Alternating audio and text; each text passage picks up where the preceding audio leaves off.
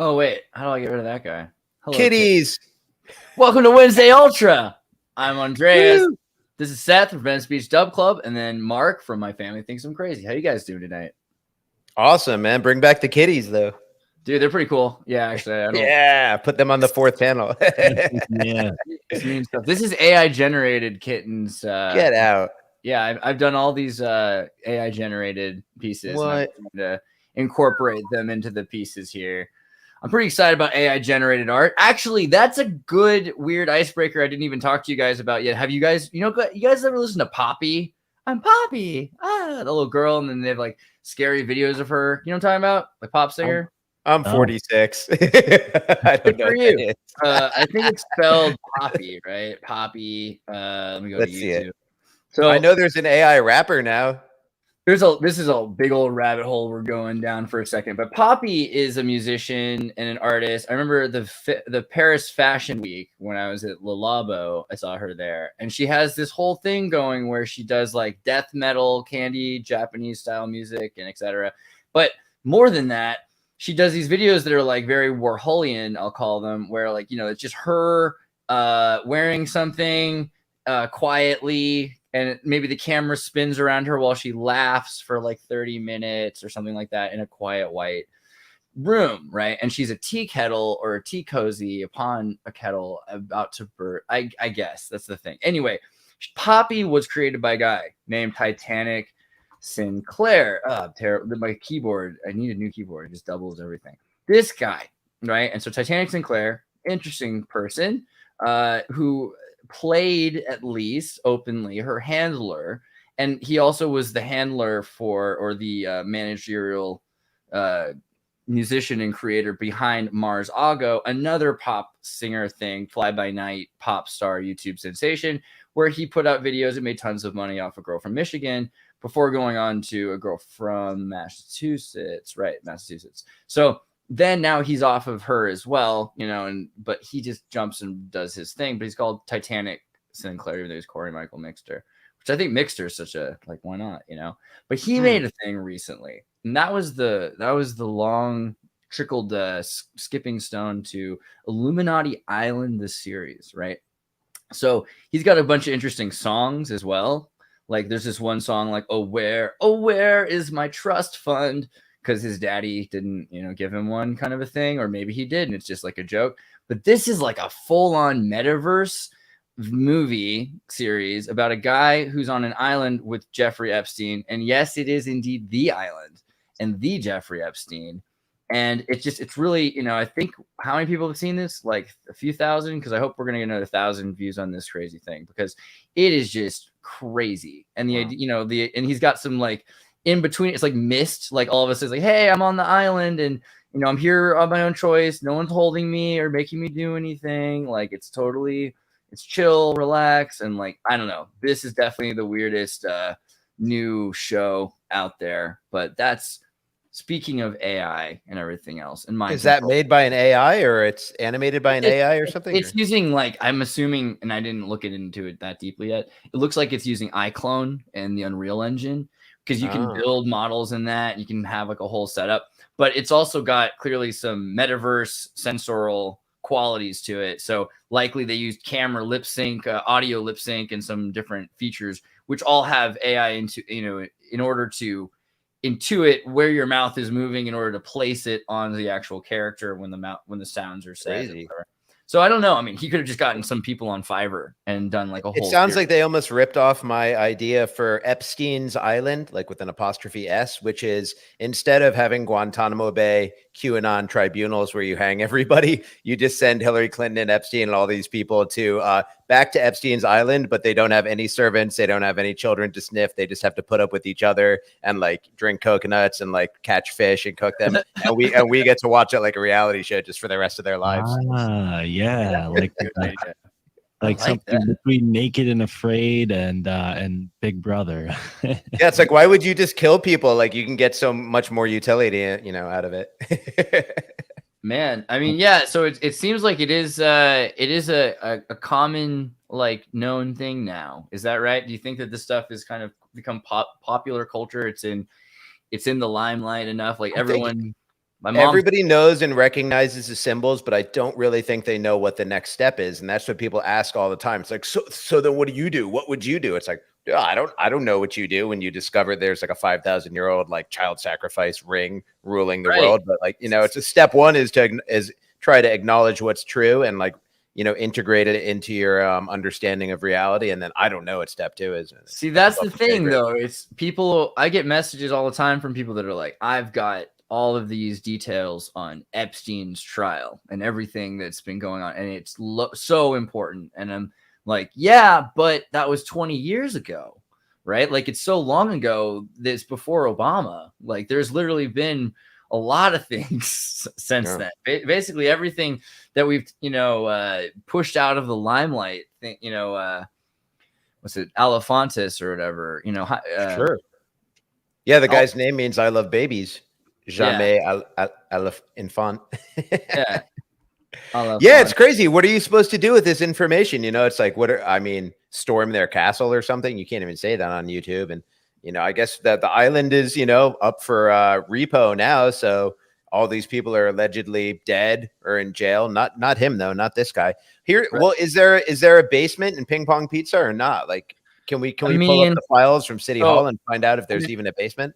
All I know is when I went to Ping Pong Pizza, they definitely didn't let me into their basement, but there is a backyard, you know. So apparently on Chevy Chase Street in DC is like calling it Ping Pong, and it's a popular joint apparently, right. And bands play there and stuff like that. And they have like the front, which is the room and everything, which is kind of, but then behind it, they have this huge outside patio area where people sit and enjoy the evening, especially in the summer and everything.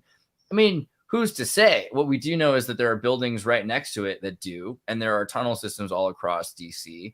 It's impossible to get through DC in certain weather conditions. There's all kinds of potential threats to politicians, so they've had tunnel systems for centuries, literally centuries. So I mean, it's not like that's a question really, but the idea of whether or not they have a basement, he was really gung-ho to say they don't, and so I'm worried to. What do you think about the guy that showed up and shotgun blasted the floor? Was he just like? Well, he's on IMDb, right? He's an IMDb guy, so that's a good. I didn't know that. I didn't know that. But is he just MK Ultra or like a Manchurian Candidate or just a fool or? Speaking of IMDb, there's a new movie out called The Pizzagate Massacre, and it's like this horror. It's a fictional horror movie that is based on like conspiracy theorists going to Pizzagate. Right. Yeah. This is on like Netflix or Amazon or something like that, and people can just watch it. And it's seems weird, right? Like, so they're putting out this whole idea that there was, you know, in connecting it to all kinds of other things, because Pizzagate doesn't necessarily have anything to do with lizard people. It could literally just be rich pedophiles or what, you know, whatever else about them besides those points. But I mean, the Pizzagate shooter guy, what was his name again? Edgar Madison Welch. Put it in the anagram engine just to be safe. I type it in. The third link down is IMDb. Yeah, it's true. But this is his IMDb picture now. I'm getting arrested. But he's in all these movies, right? The Mill, A Tale About Bootlegging. And so look at that, man. He doesn't look like a basement dweller that's got like nothing else to live for, but you know, like QAnon, like a good-looking guy, is an actor. It's weird.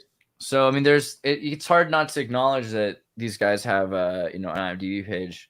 Granted, wow, you know, we all do at this point. But what does that mean? I don't know. So I don't. Yeah, I don't think I do. I haven't checked, but I'll put you on it. I'll put you because you've been on the show, so you can be. I don't even have a last name and a real name. I'm just VBDC. So, but here's the crazy thing about Pizzagate and all that. Like we never had an Epstein trial, but we had the arrest. We had the Ghislaine Maxwell trial. Really, all that was kind of like brought into evidence or kind of into reality was massages with like slightly underage girls, like 16, 17. Like, but what we've been promised is like cooking babies in ovens and like subterranean sacrifice layers and stuff like that, and drinking adrenochrome and shipping it all over the world. But really all we have is like massages with like girls that are slightly underage. I'm not saying that's good or anything. I'm just saying there's a huge disconnect between what we've been promised and what's been actually solidified. Florida teens versus baby eaters. Right. This is the thing. So it's a question. I mean, and we focus so much on Epstein. Is that just because of that? Is it because we've got so many other interesting scenarios? I mean, connecting Planned Parenthood and all of these other corporations and their runways, right? I mean, is that what are we supposed to do to move things forward to start looking into things that, because this is like everything. We have a 25 years, right? What's classified disclosure time? It's usually 25 years, right? Not with Kennedy. Well, yeah. So that's the thing. So when they can classify something, it's usually 25 years, unless they were reviewed by agencies that really need that information to be held longer. Right. So, but yeah, I feel like they would need every politician in the world eating babies. They'd probably feel like that needs to be outlawed. That's fair. But they can talk about Epstein after 25 years. So that's kind of what it feels like. We're talking about something that's 25 years old. And how do we move into the future? How do we start to talk about and investigate what's going on in 2022, right? Well, I mean, your friend Luke, it was pretty cool. He actually went there with drones in a boat and went to Epstein Island. I mean, I'm sure everyone's aware of that, but they didn't really find any. I mean, there's so much weird symbology and strange looking stuff like earth mounds and obviously the elevator temple and all that stuff. But I mean, it's like it becomes like a creative writing exercise. Like you have to fill in the blanks for yourself. And it is frustrating. At least Luke tried going to the island and seeing what was up. And this whole thing is like what was it? It was like a fake front, right? Like the door isn't even really a door. It's just painted on and stuff. Yeah. It's just, well, there was a room in there, right? That's the thing. So there's another way around it, but it does seem like the point was to get in from the basement, or there's also these underground chambers. Why would there be a room that you get to from an elevator that you can't exit the room and there's nothing in it? Like, I don't understand. I mean, good questions.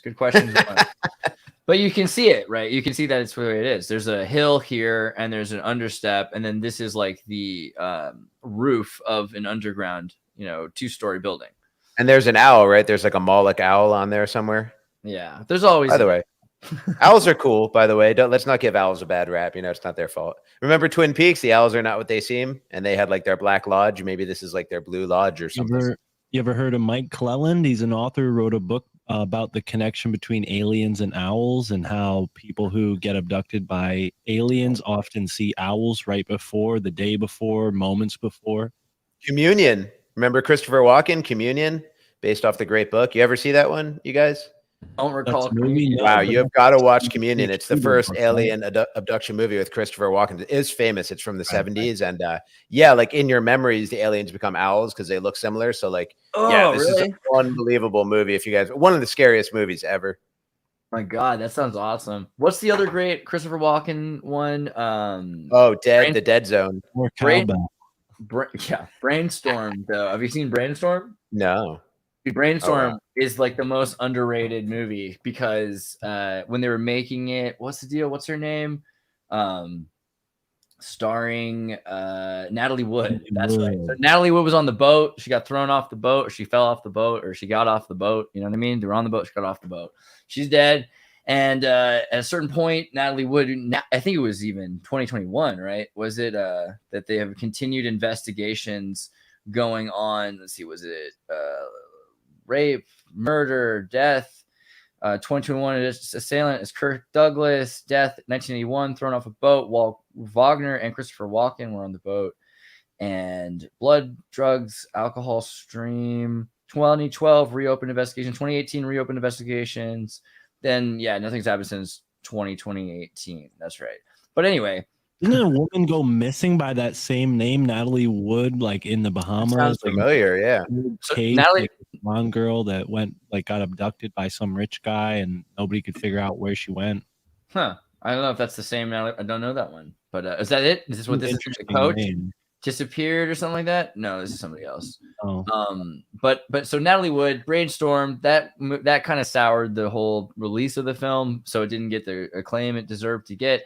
But it's all about like cassette magnetic tape recordings of people's memories and brains, and you can in REM state store people's memories. You can play someone having an orgasm over and over again, or you can download elegance or education or language or math or whatever you want to learn, or you can get horror memories and you can put someone through a punishment, like going through a prison memory for 1,000 years to actually fulfill their sentence, et cetera, et cetera. So they basically stole Black Mirror episode from this one film.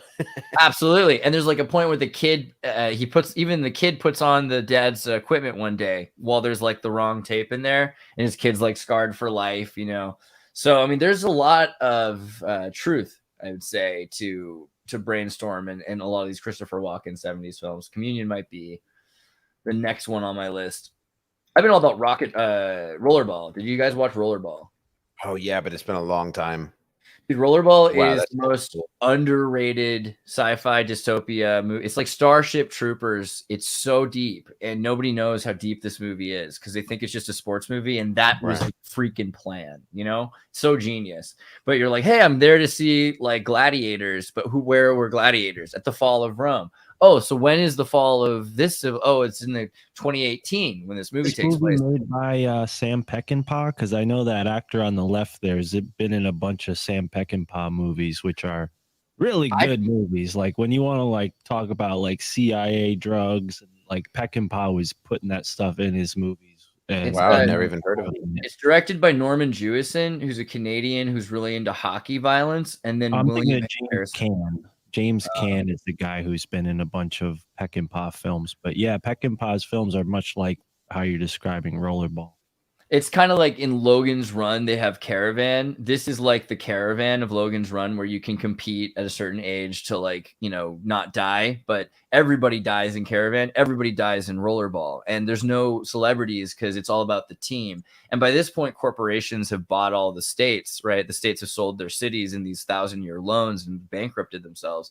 So there's like Houston's owned by the Energy Corporation. Tokyo's owned by the Agriculture Corporation. New York is owned by the like iron smithing or the construction and corporate. There's 7 corporations, right, that just kind of own this cappuccino economy that's developed after a period of time.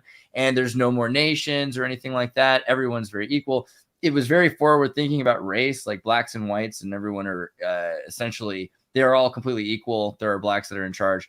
And the film's shot in Munich. So it just has this like future tone, like America will look like Germany after the end of the war, you know. Do you think it's prognostication or predictive programming?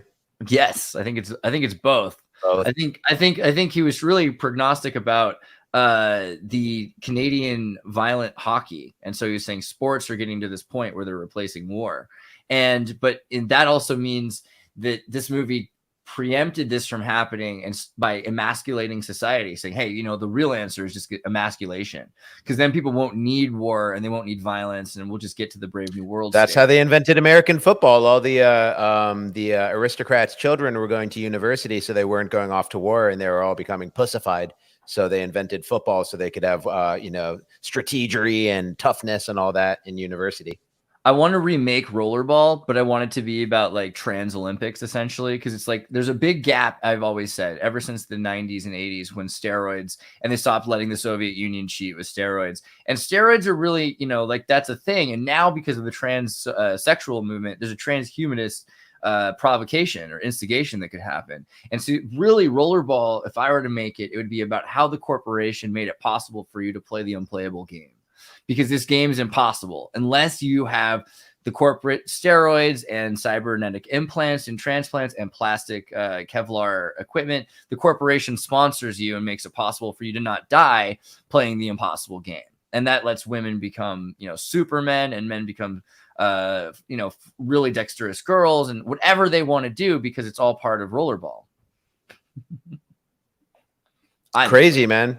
Yeah, I often wonder if we have so much, you know, predictive storytelling that I often wonder if humans just build a Babylon the way bees build a beehive and ants build an anthill. So it's in all our, like, what Alex Jones would call your DNA memory, you know, like maybe like it's not, you don't have to be told by the Illuminati to write this book to soften the blow. And maybe you don't have to be like a soothsayer, but maybe it's just everyone kind of understands where we go. Once you see a little technology, you're like, oh, we're going to build like a Tower of Babel and everyone's going to be enslaved. Maybe that's just like the human process. Like all the bees are enslaved by the queen, but it's just kind of the only way it goes. Right. I mean, Mark, you have a book that you just came out with, right? It kind of deals with this. Biblioman, let me pull this up. No, it doesn't, but I appreciate the plug. You don't think that's a solid segue? I liked it. The Biblioman, by Mr. Mark. Seth just said, I have something to add to it. No, But I no, appreciate the segue. we'll pop that in a second. Continue with your thought. Roll with it. Well, it's exactly like Seth was describing with the worker bees in the hive. You know, it's this symbiotic evolution of species, and if that can be manipulated so that people are, you know, governed towards a certain, you know, dynamic where they're more controlled, then that symbiosis will be manipulated to encourage that type of human being, whatever the manipulators choose, because, you know, organisms are always trying to like cooperate with one another. So once somebody sets a new precedent, there's like this ripple effect and a compensation effect that takes place throughout the whole globe. So I think that's kind of what we're talking about with these movies, is like setting a precedent that then people will symbiotically absorb their own personal lives to closely resemble this new precedent. Dude, The Office. That's what The Office does, right? So that horrible thing.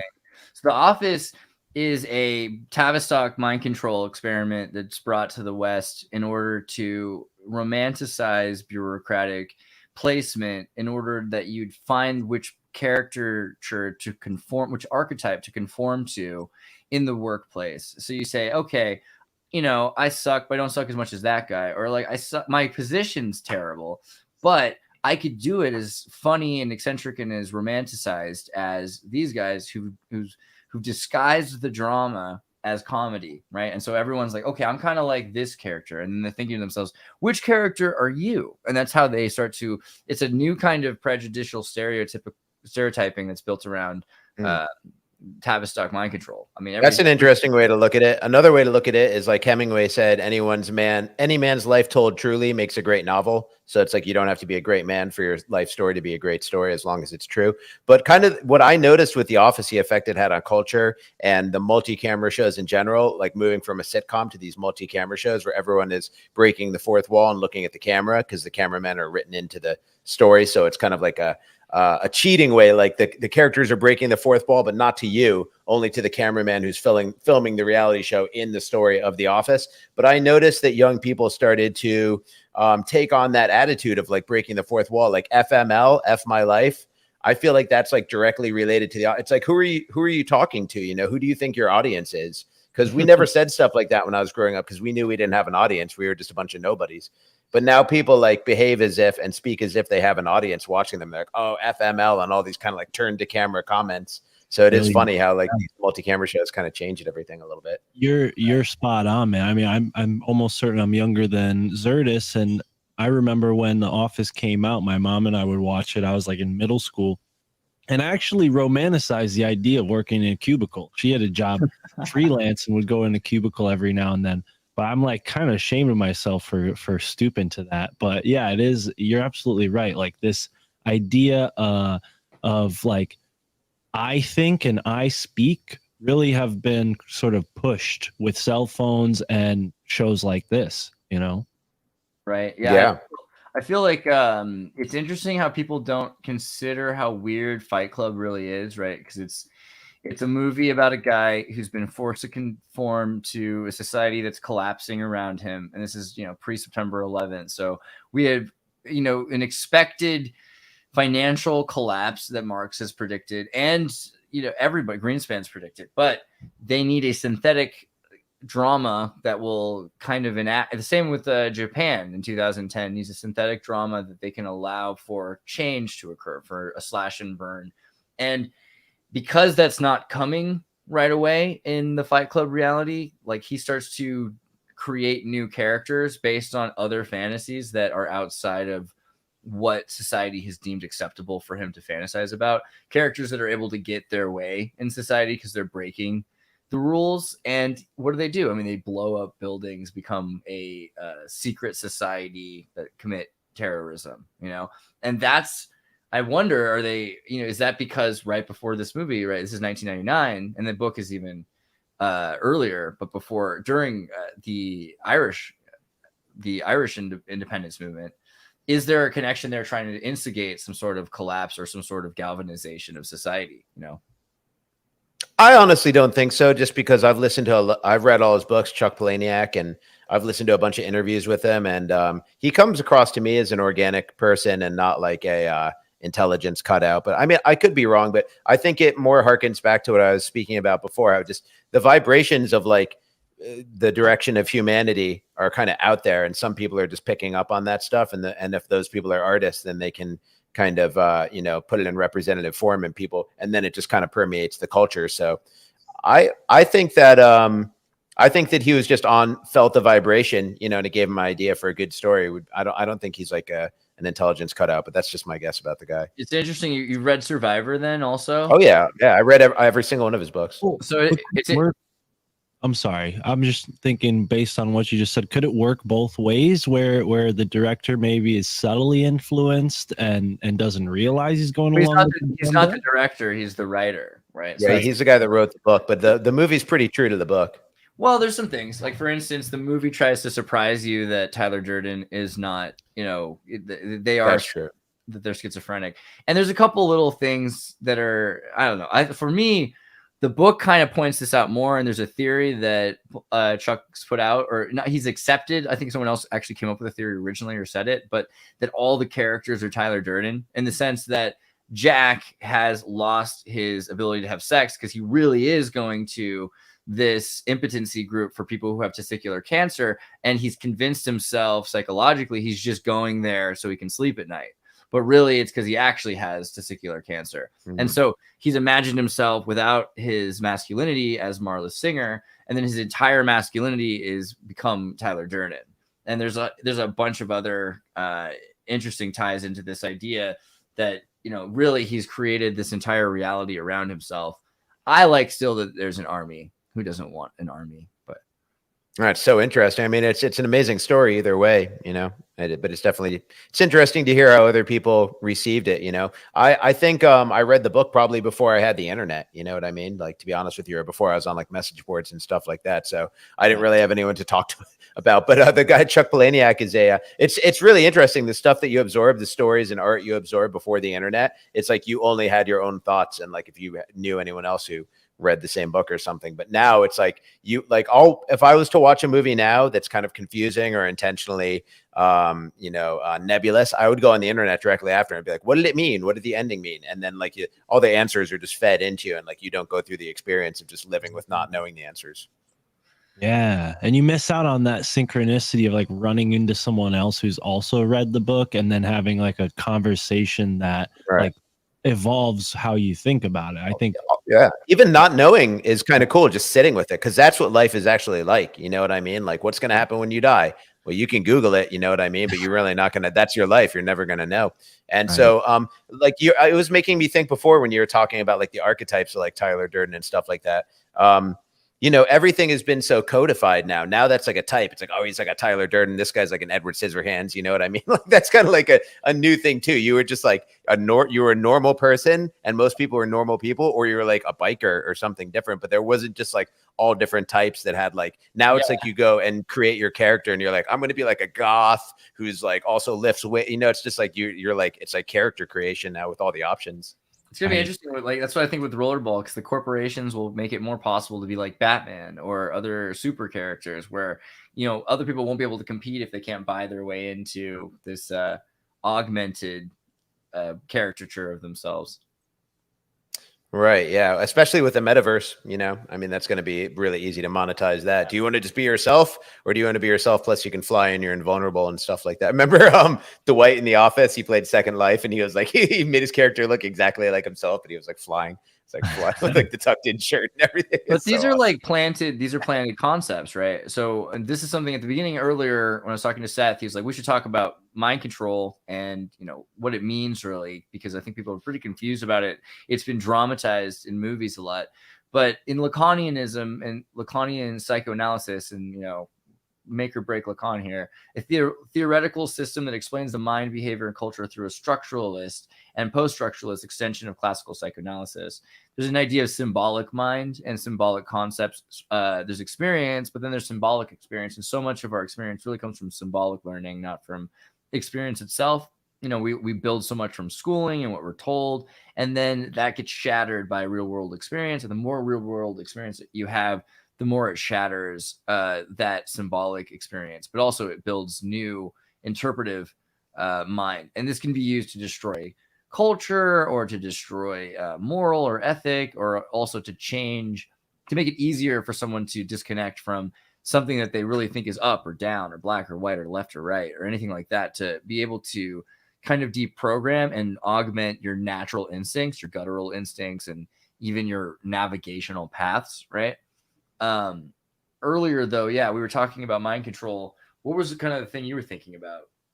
Well, people were asking me on my own show, Talkie Time, yesterday, what do I think about the Neuralink? And I was kind of telling people that actually you, Xirtus, have like not forced me to, but it got me into thinking like more positively about like futurism and stuff like that, and the inevitability of technology just being a part of mankind.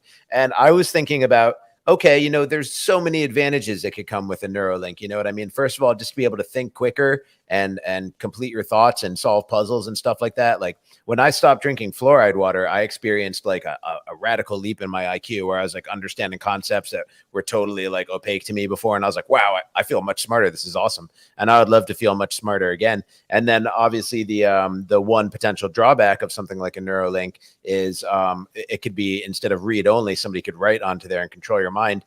But really, it seems obvious to me that as soon as we had communication, even before then, even just with influence and persuasion and violence, you control people's minds. I mean, what is fashion? You know what I mean? Like why sometimes are bell bottoms cool? Then they're obviously trash and like you'd be an idiot. But 10 years ago, they were the best. And now like skinny jeans are good. Then 10 years later, you're like, oh, why were we so stupid? So it's like, I do it too. You know what I mean?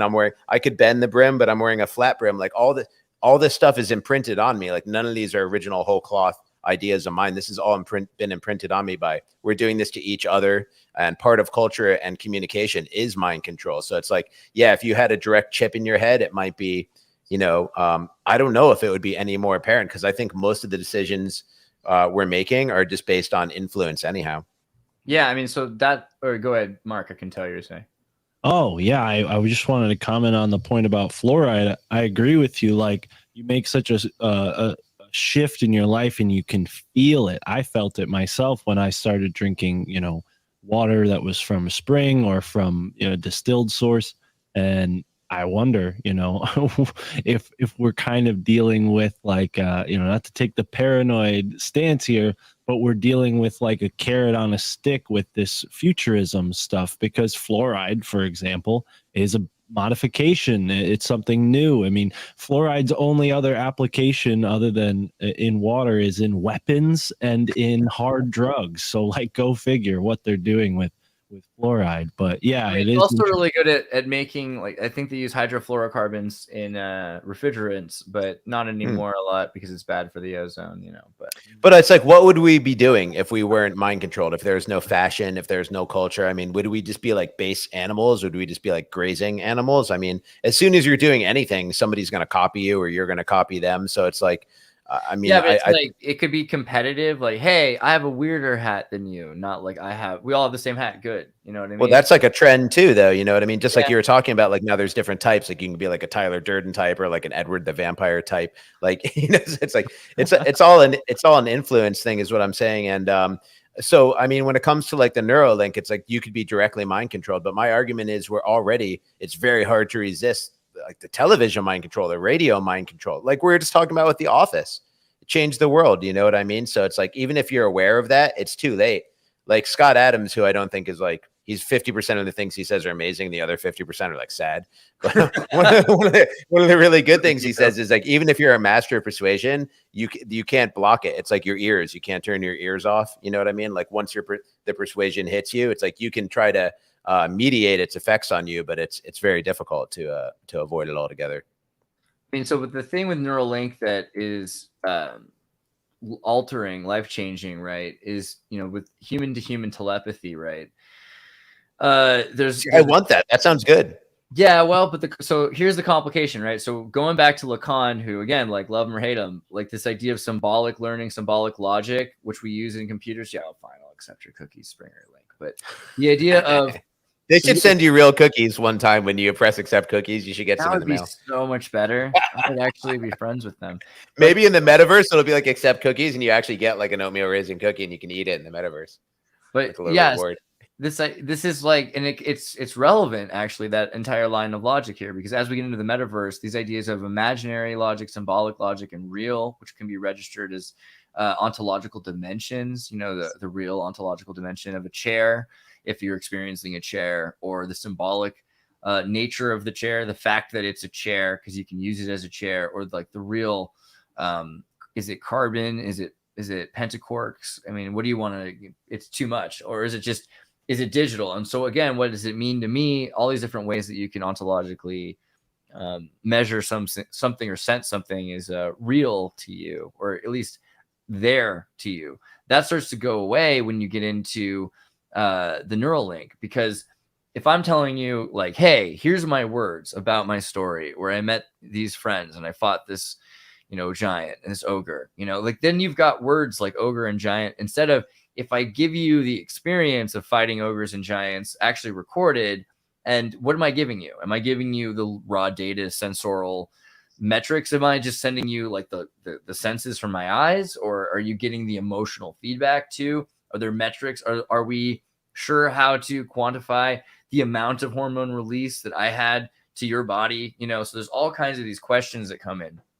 And it's really different because we've not learned that way. We've been using symbolic logic for so long that most of our education isn't come out to the field, let me have you shoot an arrow. It's like, read this book, you know? And so that would all go away.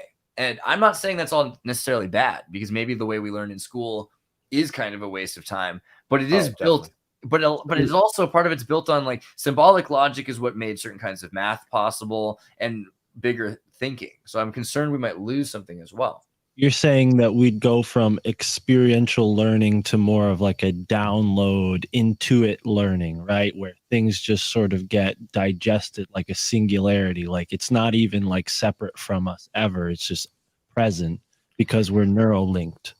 I mean, so that's even the next level. So what I was talking about was that they can send directly experiences to you, which you could process through your body in real time, right? Or in real time is kind of subjective, because you could in a dream state probably process tens of years of education very quickly, you know? But you're still processing it, having these emotional experiences and all this trauma and anxiety and dopamine, etc., to go through it. But with a neural link, also, you're right, there's another aspect there, which is inferable cloud rendering and processing, because so much of that can be done by a machine, that a machine could be the part of you that's, if it's 5G, you know, you could be downloading that part that flies a helicopter and using that kind of coordination from the cloud while it's happening. It doesn't even have to be directly from your brain, because your body could be connected as quickly to the brain as it is to a wireless network. And that would be crazy, but it's here almost where that could happen. The thing is, though, more likely we're going to start seeing AI make its way into the brain, because, and this is something that Blake Lemoine talked about, is that neurolinguistic programming, we're teaching humans how to think through computers and texting and the way things are organized on phones. So symbolic logic is also changing because of the way AI is growing it. We're learning how to think that way as well. But pretty soon, AI will just be part of your brain, because it'll be in your brain, certain kinds of thoughts, which create new thoughts. Here's the real question. When they do away with physical cell phones that you hold, they get smaller and smaller, and then they're so small you start losing them. Eventually, it's going to be inside of you. Are you going to opt in or opt out? You're going to opt in, by the way. If you're here on YouTube already watching shows and stuff and in the chat, you're going to opt in to having the cell phone inside of you no matter what. So I don't believe there's anyone in here that's going to go be a troglodyte and a hermit, as romantic as that sounds. I like the idea of having a search engine, although it does create like the Wikipedia problem where you can't trust any information anymore. And then eventually you wind up with the Star Trek computer, and it's like the only search engine in the galaxy. And you're like, computer, what's 2 + 2? And it can tell you anything you want. There's no competing source for information. So, it's what the first time I saw The Matrix and they downloaded Kung Fu, he didn't know Kung Fu, and he plugs in and he downloads Kung Fu. Then he's doing like high level Kung Fu. I love Kung Fu, but I was like, I hate this because he didn't go through any hero's journey and any suffering and trials to learn the Kung Fu. And that's kind of what you're talking about. If you can just download flying a helicopter, that takes all the coolness away from it. So one thing we would lose is individuality and the concept of like what's cool. My But main what does that tattoo say about our reality, though? Real quick to stay on this point before we go to the tattoos. Like, Yeah, I got more to say too. Slow down, Xirtus. it's like if we're human beings, like growing, just like everything else in our environment is growing, it sort of implies that there's some sort of completion point, right? That now we're all going to be on the same quest rather than on individual quests because we'll be connected. So our collective ignorance will now be our personal ignorance. Whereas like currently you might be ignorant of some things that I'm knowledgeable of and vice versa. And that goes for everybody in the chat as well. We'd all share that knowledge. Does that mean our reality is then determined, right? This whole like Laplace demon where you know everything is known. There's likely still some elite. There's likely a few people that know like, so what I always imagined it being like, you know, is that you'd have YouTube would become experiences like I experience tube, and you download the, you know, million people watch the New York New Year's ball show, right? But you could pay extra to watch it from the perspective of you know, Anderson Cooper. This is Ready Player 2, the book Ready Player 2. I don't know if you read it. I forced myself to read it. It's a horribly written book, but that's the whole subject of it, is like downloading other memories. Yeah, and so some of those will be more expensive. Some of those memories will be more expensive than others, you know. But then, yeah, what that means is there would be commons. So the thing is, how many times have you been in school where you behaved yourself? Me less, but for most people, you probably didn't need to be in school because you could have just been watching a recording of thousands of people watching the same record, millions of people watching the same recording of a math class, right? So if you could, you'd get to a point where there were a lot of people that were really similar because they would have all the same. My goals still my goals? Like my goal to get a house, my goal to fix my car, you know, are those no longer my? You will own nothing and be happy. Yeah, yeah. Right.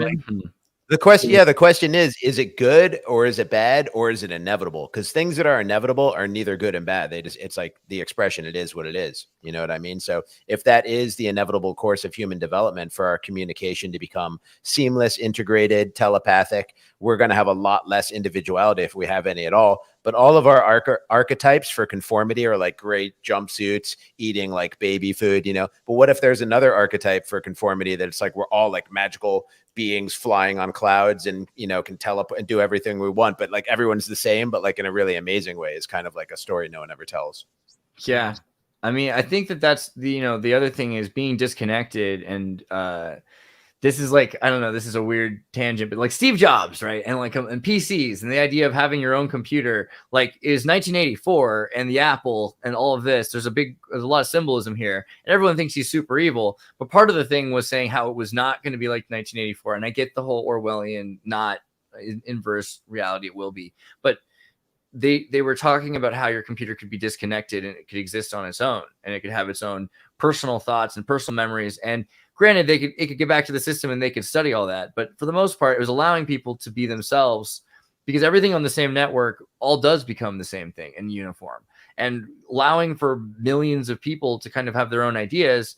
I mean, crazy things come from that, useful things. So independence of mind, I think, is going to be an important thing. And some people will probably have to pay extra.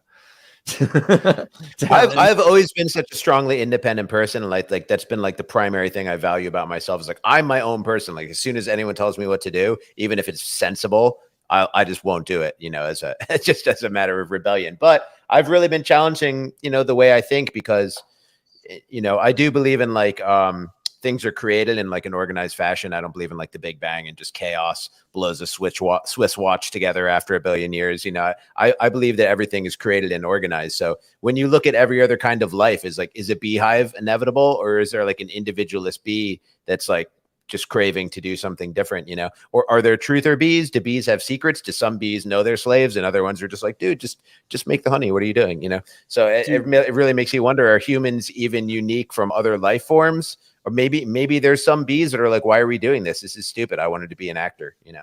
God, I wish I could remember the name of this movie. There's a movie that came out a couple of years ago, or maybe this year. I think it was a couple of years ago, and it's about a guy who has to go in the future to these houses of people that haven't paid their taxes on their dreams. Because when they dream, they'll imagine something that's not registered or paid for to think about.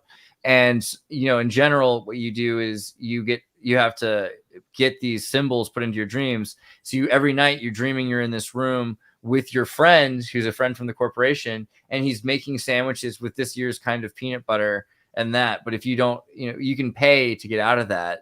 But that's basically the normal dreams for everybody. So the dreams are like an advertisement.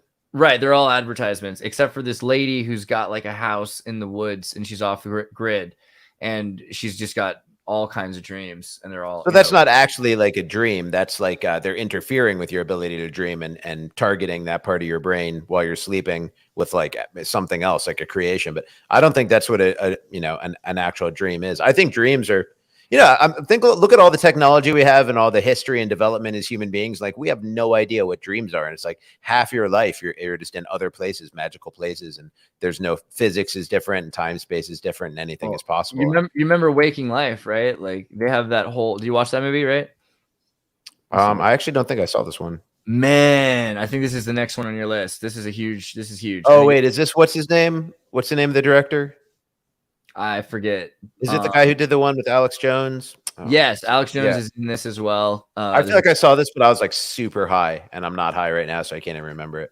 Yeah, that's fair. I mean, it's a great movie. Yeah, I did see this. There's Alex Jones right there. Yeah, totally. Yeah. Okay, yeah, I totally saw this. Bunch of little vignettes of people talking about different things and some scenes from, talking about dream. And one of the deals is this the lady, she talks about how when you're dreaming, a part of your mind that allows you to imagine is turned on, that's left off when you're waking. And the main reason being, if you think of a tiger and there isn't a tiger, but all of a sudden you imagine there's a real tiger, then it would freak you out. But being able to sustain what's separate from your imagination is a major part of waking. And then during dreams, that's turned off. And all of a sudden, if you think about something, it's essentially the same as it being real in your mind, which, I don't know how we're always studying dreams, but I think that seems pretty real. That's intuitively, it feels like that during a dream. You're like, why did I believe that I could have been rowing down a river of gravy, with a noodle as an oar? That didn't seem like, at the time, it seemed completely reasonable, but right. Yeah, I've had moments in dreams where I'm like, I was like, this is a dream. This is ridiculous. But then I suspend disbelief in the dream right again. And I'm like, I'm worried, even though I know it's a dream. I mean, dreams feel so real. I think dreams are real. This is, I haven't done any scientific research on this. And by the way, like no one can do scientific, this part of your brain lights up when you're dreaming. It's like, that doesn't mean anything, like this part of your brain lights up. That's where memories are. It's like, no, that's the part of your brain that lights up when you're having memories. We don't know where the memories are. They could be somewhere else entirely.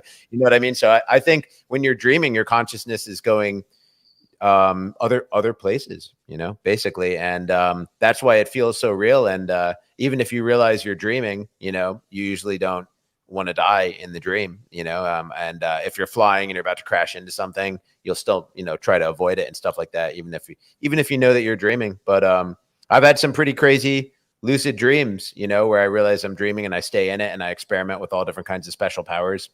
I'll tell, not to ramble on for too long, but just this will be an interesting story for people in the chat. I had one dream where I was flying. I flew away because in the dream I was staying in some house in the woods with people I didn't know, and they were forcing me to wash all the dishes, but they kept dumping more food and dirty crap into the sink, and like it was impossible to wash the dishes. And I got so frustrated with them that I flew out of the house and flew up into the air, and I was like, I'm going to throw a fireball and blow up this house like a Street Fighter Hadouken. And I've tried to do that in dreams a bunch of times. I couldn't, but I was up in the air and I was like, I'm going to do it. I've got one. And I threw it and like the fireball went down. It looked so realistic. The whole house exploded. It was crazy, man. I hope it wasn't real and I didn't kill all those people though. Yeah, it could be like Ender's Game, man. Careful in the dream world. I used to dream a lot when I was a kid about flying away and like not being able to stop myself from flying away. And I used to spend a lot of time trying to keep myself grounded in my imagination. And then like when I was like 15, I was like, oh, that was so dumb. You should have just been like flying away. Like, what were you thinking? Change my perspective. Well, okay. What do you think? What do you think you're doing when you're flying, but you're not like flapping your wings and you don't have like a propulsion system? Like, are you using telepathy to like move your own body? Are you like, if it's not your body, right, it's your soul or something. I mean, and Russell Targ talks a lot about this idea of remote viewing. You can see different places because you can be multiple places. I think you could be probably following along a line of energy that all souls are connected to, or something like that. This comes into a book. What's it called? With the white kids and the Hmong child book. Gosh, I forget the name of it right now. But there's this girl. Here it is. The spirit catches you when you're falling down. When you fall down, there's a story about this Hmong child who came to America, and they put her in this room with all these white hospital gowns, and white is the color of death for their culture, and it was like a big mix up in culture, and they're trying to study the culture more to figure out how not to do that again. And they realize one of the things you don't tell children they're beautiful because, and this isn't just the Hmong, Indonesians and Java, they believe this as well. That the child soul is less tied to the body. And so as a demon hears you saying the corpse of the child is beautiful, then they'll snap the cable and make it easier for the child to astral project and travel around, which makes it easier for demons to get into the body, but also makes it difficult for the child to ever be normal, right? They have to end up usually becoming like a psychic or some doing astral projection, witch doctoring, or working in exorcisms and things like that. So I mean, I think that there's something to be said about astral projection. I think Jim Carrey in the Ace Ventura, When Nature Calls, probably a lot like that. It's probably kind of like that to some extent, like this idea that you're outside of your body, but then while you're outside of your body, I think it's kind of like the Matrix. Like bad things could happen to your mind and bad things could happen to your body, and your soul could get trapped. And so it's probably pretty dangerous. And it's funny that isn't that like the only time you're really living, when bad things can happen? Yeah, but I mean, bad things can always happen. But that seems like kind of bad things you need to go back into the dream world with an expert to fix. You can't fix if you sever your astral cord, at least from some of the stories I've read about shamans doing this kind of thing in South America. There are a lot of stories of people who lose their mind because they stay out too long and they don't listen to their spirit guide, or they don't listen to the omen telling them to come back, and they stay and they don't return to their body. I'm confused. Does the body lose the mind, or the mind, the mind loses itself, or like what exactly do you mean? Well, it's something that people notice in other people who astral project. It seems like they too far, and there's a shift in their personality. Maybe that means their mind hasn't returned to their body. Maybe it means their mind changed when it was outside of their body. It's very foggy territory to say for sure. But yeah, it is something, between the realm of psyche and soul. Right. I've never really tried. Sorry, go ahead. I was gonna say multiple personality disorder. The mind control programs in the 30s and 50s that were associated with Thule Society were all about occult and the idea of bringing in specific demon personalities, having one of the personalities be a demon prince or lord. You have a number of shell personalities that are above that one, but that's the thing, is it's not just about having multiple personalities. It's about invoking a personality from someplace else into the body and having that be there. And then what you have is what's that movie, Immortal, Nicopole trilogy. In this comic book series and movie from France, the gods of Egypt, including Anubis, come to fly over New York City in these UFO pyramids, and he cuts off the leg of a dude and puts his own metal, like alien leg, god leg on him, which is like an anchor, so he can't move, but he can walk and fly as long as he's going wherever the gods want him to go. And so it's kind of this idea of you're empowered, but you trade in the Philosopher's Stone an arm or a leg, or an arm and a leg, or more, and in exchange for that, you're given all this power, but only to serve the purpose, right, of the gods.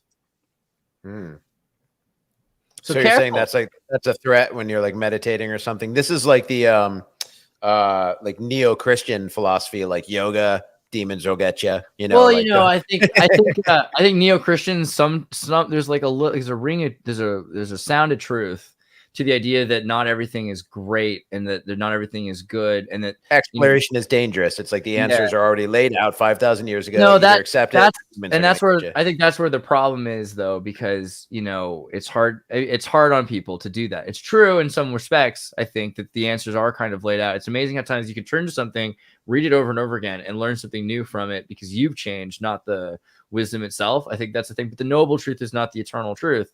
So it's hard to say, okay, well, these English words or these Greek words or whatever words are the words itself. Like those are just symbolic of the word of God. So we're already at a disadvantage by having this operator game in between us. Yeah. But it's not so much good or evil. It's chaos and order around the world. And you've got tricksters, the trickster gods in Indonesia, right? That are they're thrown off by they're tired all day. They have all these people to watch over and listen to the thoughts of. So they just destroy stuff every once in a while, have a storm to rile things up, unless somebody makes, and that's why they have clowns as their ministers to go out and to laugh it up and to kind of amuse the gods to hopefully stop tsunamis, right? So there's this idea that not everyone in the city wants to help you. I think that's a better way to look at it. When you get out into the astral world, when you're on a Ouija board, why do you think that the person on the other end would be friendly or good natured, or why? I'm not saying you're wrong necessarily. I'm just why is that it's great to be optimistic, but there are people that take advantage of you. So you think spirits are, how different are they? how much more can you trust something you can't see than someone you can? I know you were just joking about the yoga comment, but there is some truth to that. A really interesting book I picked up by David Gordon White is about different practices in yoga that deal with things like demon possession and astral projection and even using hypnotic techniques to swindle people. And so the yogis had quite a reputation according to like Marco Polo and the early days of traveling through India. That's an interesting thing. So not to sully the reputation of yoga and American yoga even, because it's but there are I remember in New Mexico there was a huge scandal. There's always a scandal going on where it's not just like a sexual thing, it's like an occult hypnosis camp where they're getting tons of people to join this thing and they get this whole energy where they're giving all their energy to this one major character who's into intellectual vampirism or spiritual vampirism. And a lot of the time they tie in people to Tantra, and Tantra can be good because you can build relationships on Tantra, but it can also be used by a manipulative force, and it's often about incubus and succubi. There are a lot of that. Think about that in the context of this country. We talked about this a couple times, I know, through the course of these episodes, and this idea that America was founded to be a new Atlantis, a place where any religion could have its utopia no matter what. And we probably have more religions created in this country than any other, but it speaks to like the cult mentality. And I say the word cult with a capital C, not occult.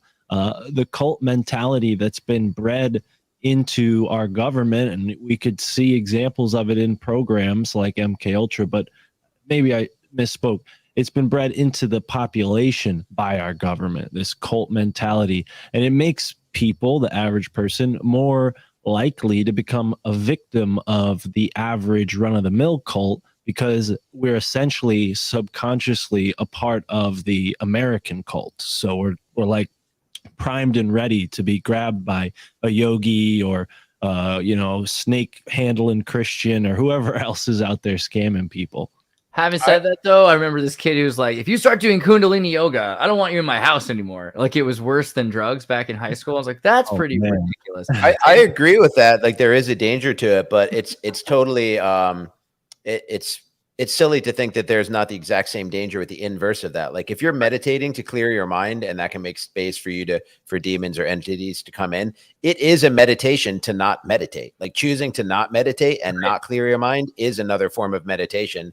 You're just replacing emptying out your head with distractions, routines, ballroom dancing, things like that. And I would say the people who there's a much greater correlation in my mind between the people who don't attempt to do anything occultic or self-development wise. Like most people who are meditating, doing yoga aren't attempting to astral project. They're attempting to have a better state of existence, clear their mind, cure depression or anxiety or something like that, or insomnia, you know. But I see a much stronger connection between what appears to be demonic possession between the people that opt for the meditation of distraction and routine than with the people who go exploring. Right. They have less control over their own mind. Right. And so they can't a lot of time it's like hypnosis works better on people that are what's the word for it, but not paying attention, you know, or people that are really into it and want to be hypnotized. If you're trying really hard and you're part of it and you're going because you're trying to quit smoking, like if you're going into it and you're ready. So a yogi convinces you, you know, once you're ready, that's different. But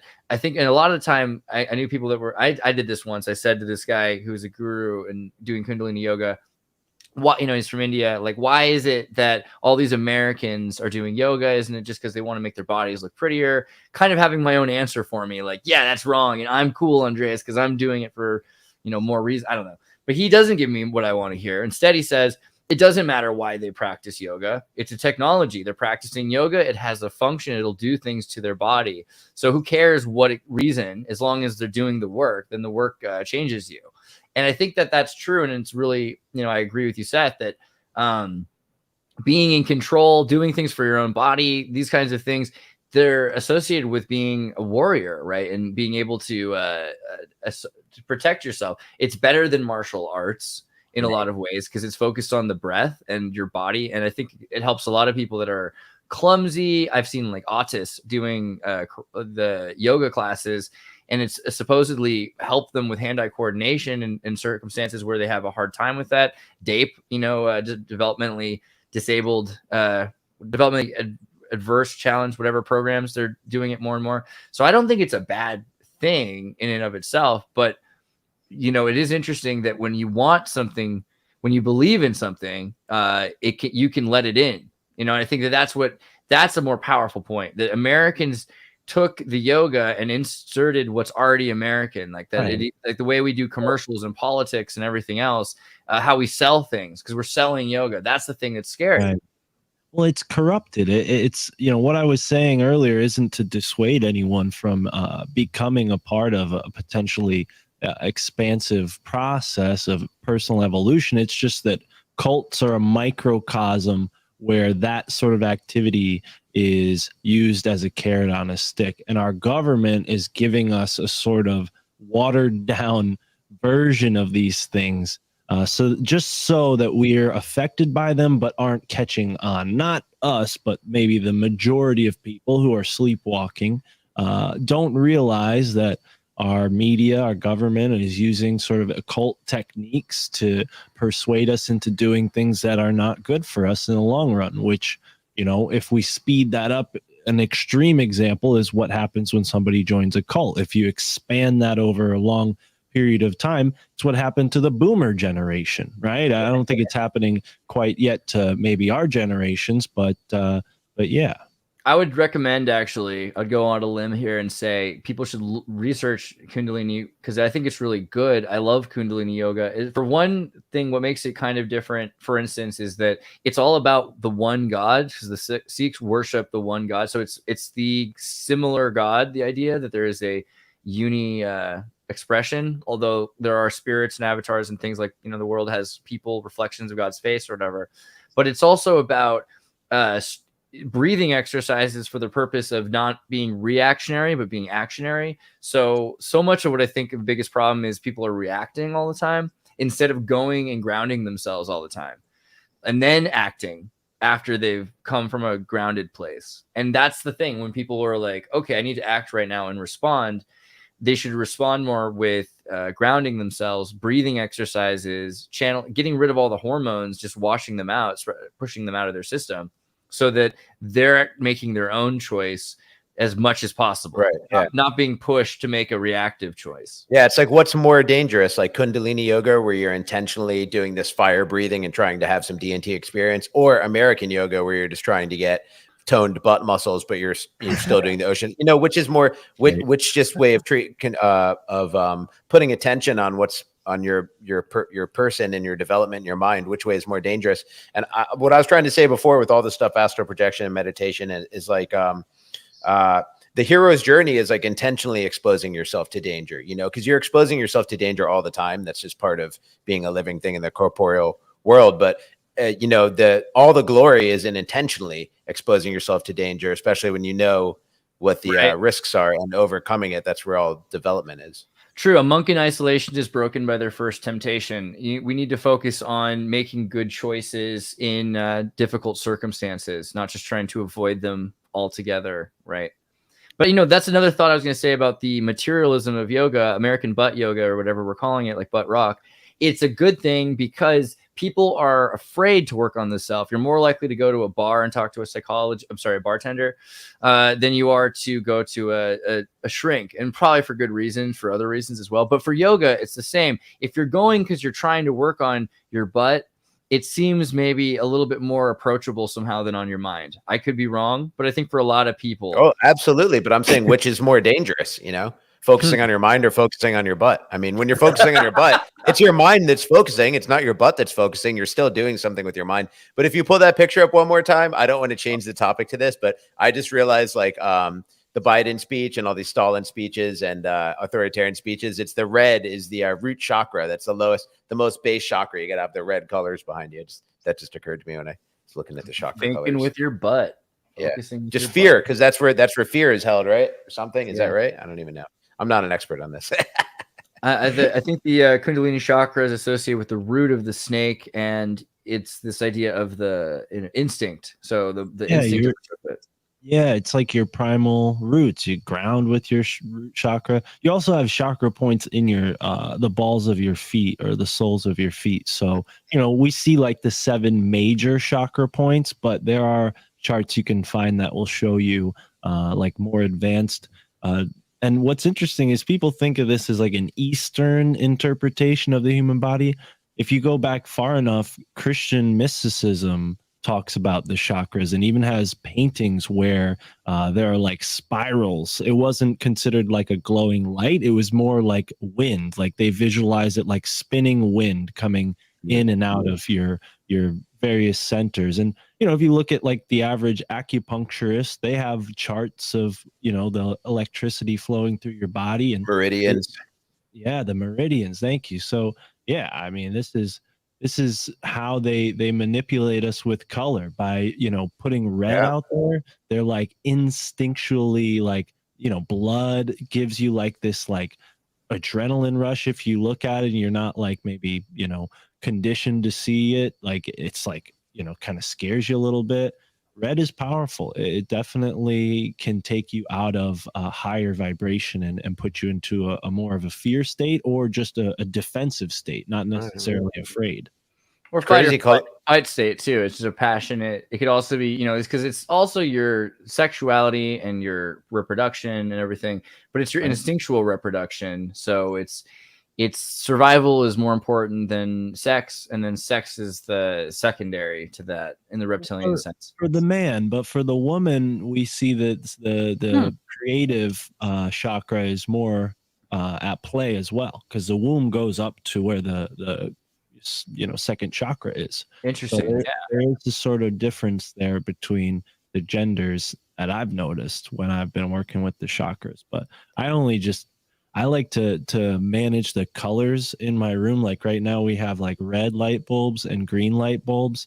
And I find that red, despite what I just said, can be really calming when you're aware of like an intention to it, you know? And that's like with the Biden thing, the intention with putting that red there is to invoke that response. So it's a moldable thing. It's not like, oh, every time I see red, I'm gonna be scared. I love red in the context of all the other colors. Like when you see Christmas lights, like the 4 or 5 color Christmas lights, I feel so good and happy and warm and safe. Like it's like I love all of December just seeing all the multicolored lights. Like it's amazing. Ian, your comment got cut off and I tried to read it and it was cut off again anyway, which is ironic. But I wanted to say earlier, I did read it, but I want to show you, I don't know if you were here earlier, I got your cards in the mail, and thank you for the awesome postcards from like the 60s. This is just super sweet. So that's awesome. Awesome. I love those. Do you guys think there's a giant magical Christmas tree at the North Pole that we're all supposed to be worshiping? If it is underwater. what's that called again? The Axis Mundi? Is that what we're calling the Christmas tree? Well, the Axis Mundi would be like the place where this Earth's soul, like Anima Mundi means like Earth's soul, right? So Axis Mundi would be like the point at which that energy flows. Yeah, what's that? The Thule map, right? Or what am I looking at here? Because there's a map that shows the North Pole. Where it shows the North Pole with like the Hyperborea kind of wall around it. Is that it? Hyperborea. Right, and there's a pole sticking out. Usually, there we go. Right, so here's. There we go. Right, and so you've got this idea. There's. Someone in the chat says Yggdrasil, the tree of life. Yeah. There we go. Because like when I see a Christmas tree, that's when I have like the sensation of being in the presence of God. I tried to be Christian and to get into like the idea of Jesus and looking at the image of Jesus and the cross and everything. I never felt anything, to be honest with you. But when I see a Christmas tree, I feel like such a strong connection with like something bigger than me. But it has to be a silver noble fir, or else. Oh, I don't know about that. My mom would not have liked to hear that. She's all about the Fraser fir, so I'm a little bit. Oh, really? Yeah, that's awesome. She was a Fraser fir gal, but they're all good, man. Much respect to your mother, absolutely. Christmas trees are a really weird thing actually for families. Like my mom is all about Christmas. It means so much to her, which is this weird thing to me. And everyone I know has like their weird traditions they do, that like the elf on the shelf, right? Which is this elf that stares at you. What a weird Scandinavian Yante tradition. The elf controls the thermostat now. elf on the thermostat. Shelf is so bad because it's like these kids are like, "Who's that?" I'm like, "He's the elf." Dude, that is not a part of my Christmas tradition. What does he do? Satanic elf away, dude. That's horrible. He watches kids to make sure they're good for Santa. It's like this is such a I don't know. He looks terrifying. Yeah, my generation didn't get this, but my cousin's children's generation has the elf on the shelf, and it's a very weird. Like I've never participated in it. In like the like everyone in the family pretends like this elf is a real living thing. Oh, for the kids. And it's been there forever, right? It's a new tradition. It's always been there. Because the Santa Claus thing isn't working anymore. So now they need a new trick to trick the kids and make that like plant that seed of distrust in the parents. Like they lied to me about Santa Claus. Now they lied to me about the elf on the shelf. Yeah, everything about it is just kind of, I think that's a weird thing is that we're lying to kids so much about, instead of trying to find the root reasons we do things, because it's so easy to start digging instead. But I disagree. I don't think Santa Claus is a lie at all. I think people just have a hard time explaining what it is that they're doing, which is they're encompassing the spirit of like pure joy and love and giving and wanting to see children happy. But they tell Santa's coming to do the presents, and the kids know it's the parents doing the present. And it's more of like a kind of like game that parents and kids play together, but neither one of them really understands what they're doing. But what the parents are doing is encompassing the spirit of giving, and that's how we represent it. Dude, Ded Moroz is the Soviet Santa Claus, right? And or Russian, and he wears all blue, and he comes in the he's like a demon that was frozen in ice that like takes care of kids. And a lot of the traditions about he takes care of kids because he never had kids of his own, or his kids died in the snow, or everyone's got their own terrifying. Doesn't sound like a demon. Well, no. So demon's a weird thing in Slavic and Indian. In Slavic and Indian culture, you can become like a ghost, and it's like, but it's not you. It's what's left over after your life. That it's so your obsession, right? That's what Santa Claus is. Yeah, the spirit of Christmas, right? He is the spirit, and so I don't. My grandfather told me that too when I was a kid. I was like, "Is Santa Claus real?" I was like, "Well, there's a spirit of Christmas, and we all embody it, or something to that effect." I don't know. It's a little bit more transcendental and Catholic, and it was okay. I could deal with that. I was a lot more. I don't get angry either when people like tie it into DMT and like the Amascara mushroom or whatever it is and all that stuff, and the gnomes and all that. Like Scandinavians got down. I think that's more the Christmas than Santa itself, though. Right. I'm not afraid. I'm not afraid of changing my conception of Santa Claus, even though I like Santa Claus a lot. But I don't like it. I saw someone in the chat was like Krampus, like the Christmas horror movie, and that's right up there with the Winnie the Pooh horror movie. It's just not for me. Dude, there's a really good one though. I recommend. What's that Finnish Santa Claus movie? It's the best movie. It's so good. Santa Claus. Really? Try it on acid, Seth. I thought I hated horror movies, and then I watched one on acid, and I realized it's all just fun and games and make believe. and they weren't Oh, scary boy. anymore. Oh, I guess I must have a hang up about horror movies, man. I just hate it. I do too. I'm partly joking, but the one time I watched a horror movie on acid, smooth sailing. I Interesting. need like a girl to be with to watch the horror movie to react for me, and that's like it's like I need what's more dangerous between yoga and meditating and watching horror movies? I mean, like people are like don't meditate. There will be demons, and then you literally watch demons like tearing people apart. It's like, all right, that's a whole other important thing. So when you point. say horror movies, there are horror movies like Hellraiser, not Blazer, Hellraiser, and there are so many movies like what's the ones by Rob Zombie. Anyway, they're all designed to invoke, and especially Italian horror films. There's a whole thing. I've talked to filmmakers that do this. They invoke a space because they're into magic, and so the idea is that they're creating a space where that demon lives in the movie and can interact with the audience, right? And especially for these made-for-video kinds of movies, which are designed to, and that's kind of where that story comes from. Like, if you watch that video, but no, you can invoke something with a video probably easier than with a piece of text. Although with a piece of text, you have to read it aloud. Tape. Yeah, well, it's because it's read aloud. You could read it aloud, or a machine can read it aloud, but the sounds are like H.P. Lovecraft. Like, I'm into that. I like Lovecraft. In the Medicine Buddha Temple, Santa. You're saying that cassette tapes and videotapes inherently are better at summoning demons. Well, I don't know. I mean, it's just easier, it's more convenient than you doing the work yourself, because otherwise you have to read it aloud. But so those are recorded sounds. That's what those symbols are. Anyway, really quickly, this is the Medicine Buddha where the Dalai Lama lives sometimes in Santa Cruz, California, because, after Tibet, Freedom of Information Act will show he was on CIA payroll. But in this particular medicine wheel, and usually you have scrolls of written prayers, right? And you spin it, and that's like the prayer wheel is making it spin, right? Yeah. In this particular one, they have all the prayers recorded by the Dalai Lama and different monks recorded on magnetic tape, and they put those in the medicine wheel, and then they spin it around, kind of bringing it all full back circle to whatever.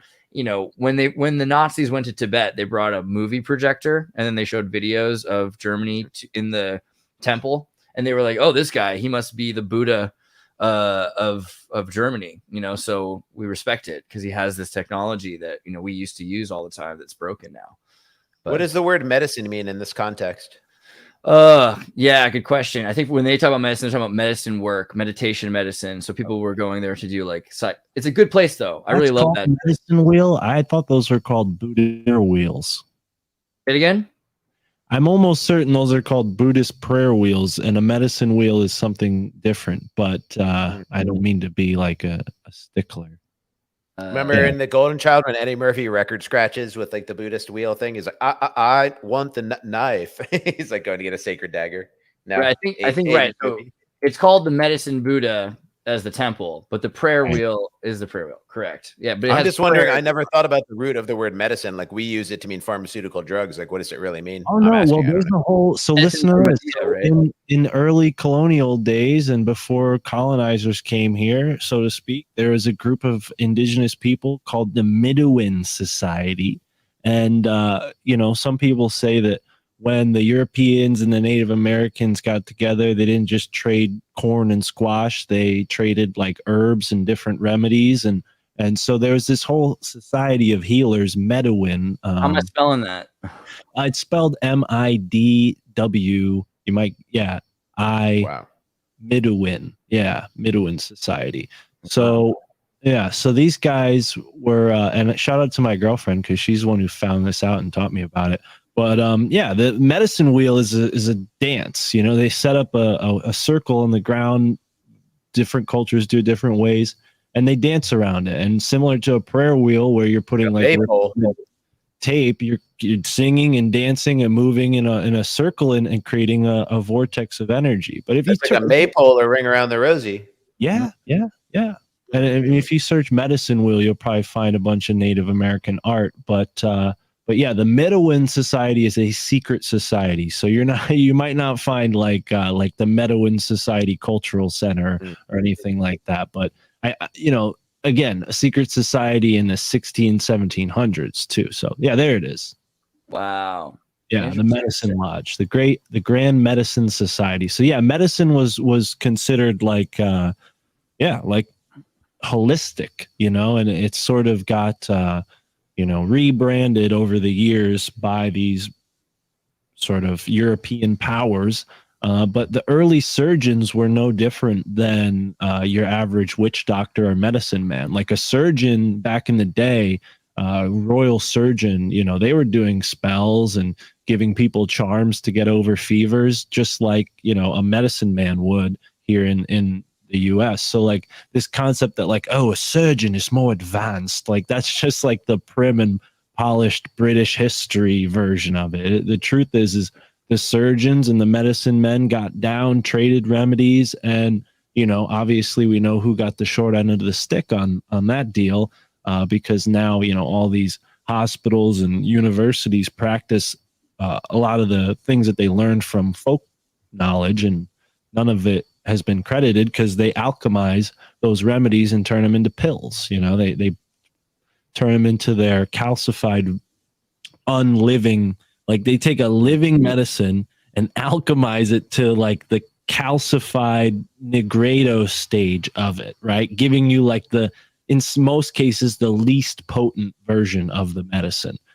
So yeah, that's like the alchemy of what's happened here in the United States with medicine. Wow, dude.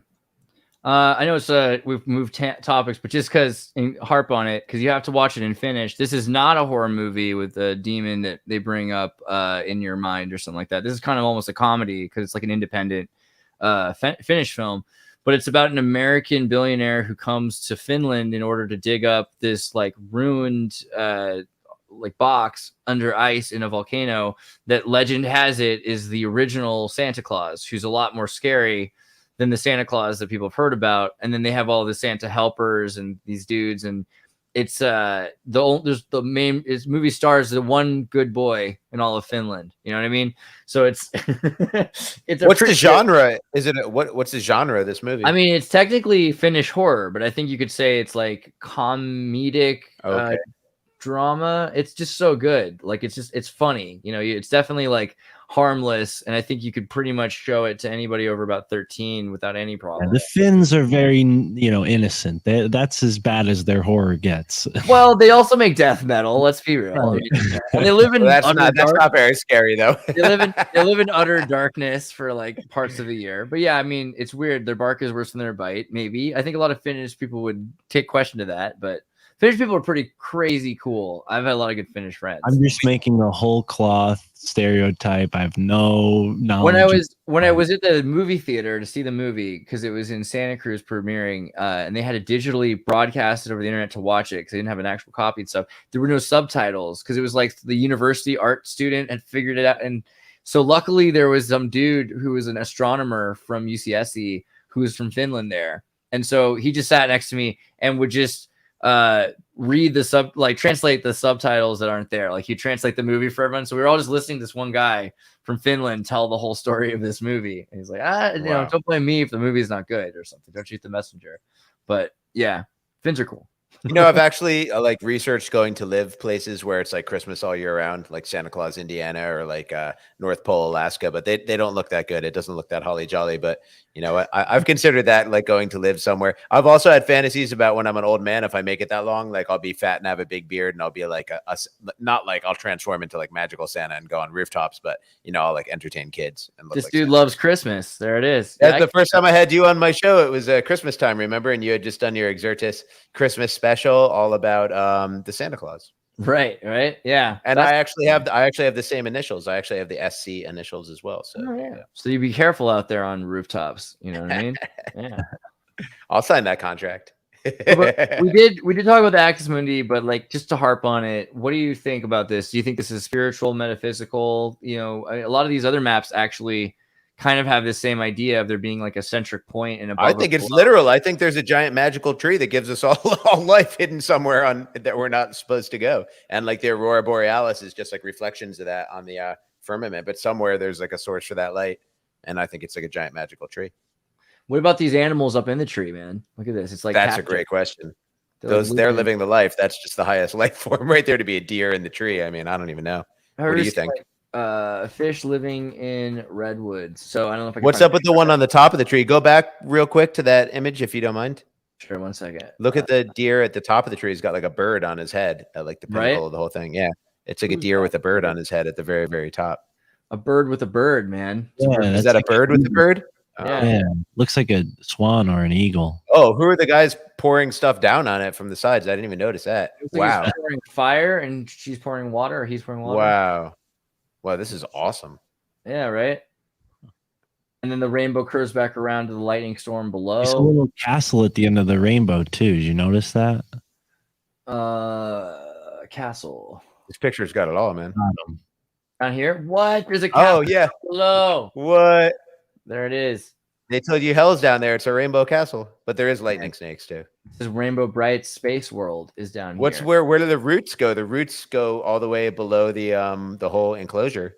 Onto elephants, onto turtles. Clearly. Oh boy. There is something weird though in redwood trees in California. They have birds that like poop fish eggs or something, and so 300 feet up into the redwood trees, I wish I could find a photo of it. Like mud Fish spawn and then they crawl out. There's fish living in these little areas in the tree, like up here. So this bird will make a nest, and then water will fill the nest, and then fish will live in the nest. So up like 200 feet in the air, there are fish living in redwood. How do the fish get there? I think they're from poop from the birds. Like the bird goes somewhere away from the redwood forest to eat fish, and like it goes down, gets the fish, brings it up into and then the poops tree. them out like you poop out fruit seeds. If you grab a fish that's pregnant, it will die and its eggs will lay wherever it dies in that tree. And then if the eggs fall in some water because of rain, I mean, you got to imagine the enormous pools that could be at the top of like a giant redwood that's been like, cut in half, and then a pool of water sort of formed.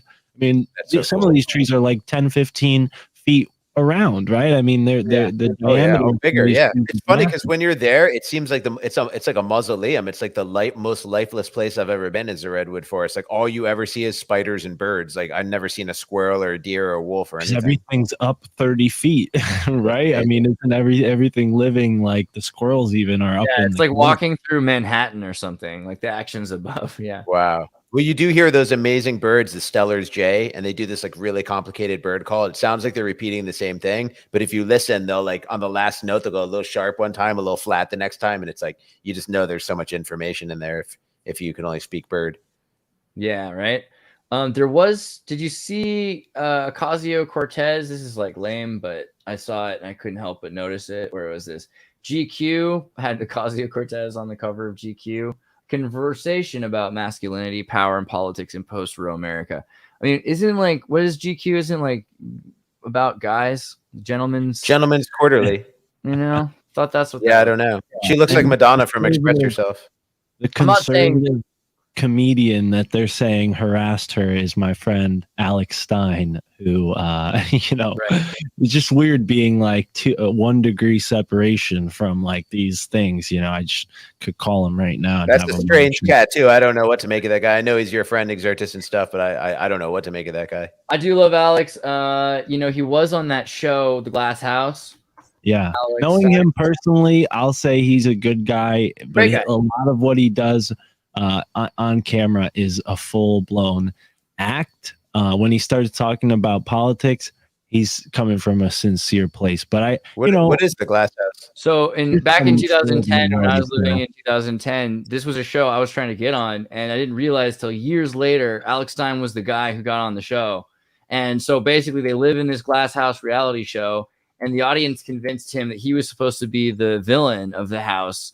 And then the house voted him off for being the villain, but the game show worked that the audience could vote the person back on. So he's like, okay, I did what you guys asked, vote me back onto the house. And then they didn't. And then that's how he got dropped from the show. And so that was his 2010 moment of fame thing where, people. It's funny. It's a funny show. I watched it. That explains everything.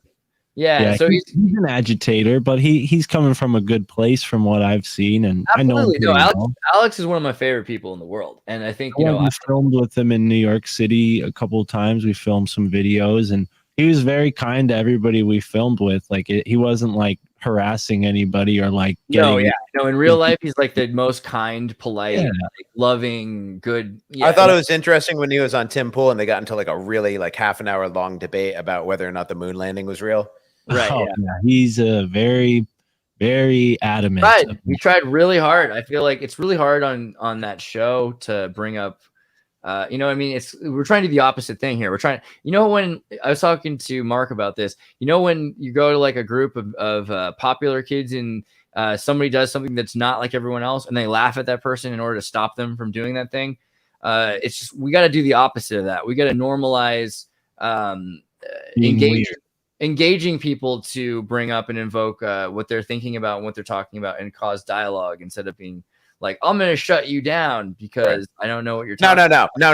Yeah, so many times on Tim Pool's show, like somebody starts expressing an opinion. He's like, no. And it's like, that's an opinion, bro. You can't say no. Yeah, it's weird. Anyway, daylight savings time ends soon. They're going to stop daylight savings time. Daylight savings time kills more people than terrorism, literally. What do you guys think about daylight savings time?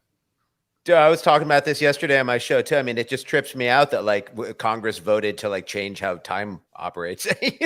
And if what time is it? You know what I mean? I mean, ask a farmer because like no one else actually knows. Everyone's tuned into Greenwich Mean Time, which is a train station in England. You know what I mean? Imagine when they first instituted Greenwich Mean Time, like people in Germany, there was like, how did they tell them? They were like, everyone go outside and look at the clock in the square because yours are going to be wrong. Like Germans have been wrong the whole time. Now we're switching to English time. So everyone go check out the main clock. We just switched it and like, synchronize your watches. Like it must have been a strange time. And maybe it just flew over quietly like this when they vote to end it. But we never ask our government for the things we really want because we just assume they don't care about us. And the actual relationship with our government is like, they're the bosses, like your parents, it's like, you can ask for ice cream for dinner, but why even bother? You know what I mean? So it's like, I wanted to get rid of daylight savings time, but I never would have actually thought to ask for it. And then they go and do it on their own, like unanimously. I feel like it's China has one time zone, Russia had a time zone. I think they want United States to have a single time zone. Eventually it'd be a lot easier for where we're moving towards, but